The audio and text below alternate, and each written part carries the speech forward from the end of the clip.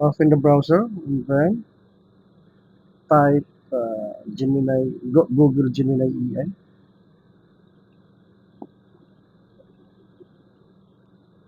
Then next, click the Google Gemini.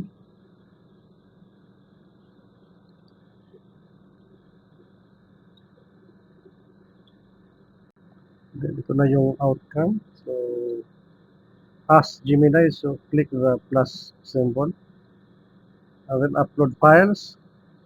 So, go to photo library. Take a photo. So, let's go to photo library. Then, pili tayo ng mga photos. Just select the photos. So, let's say I will choose this photo.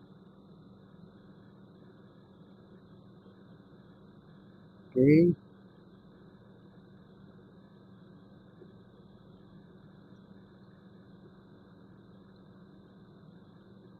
This photo. Basketball jersey. And then,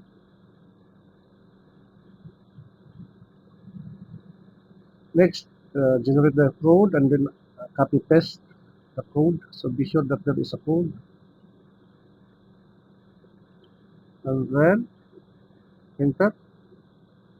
So just wait for a while habang hinihintay natin yung pag-generate ng image ng Gemini AI.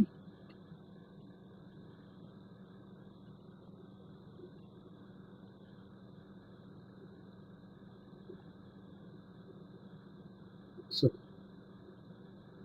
it's done. So as you can see, so ito na yung image. And then let's full screen the image. Zoom. So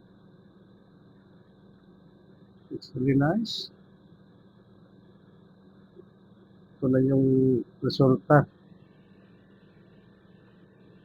Then download.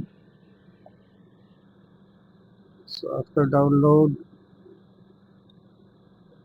so click the downloads and this image. And then double click lang natin yung image. Until may select the save. Okay. So nandun na yan sa gallery. Sa photos and videos. So let's go to the gallery. So, so ito na yun.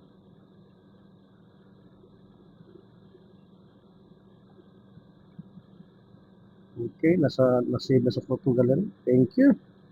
It's done.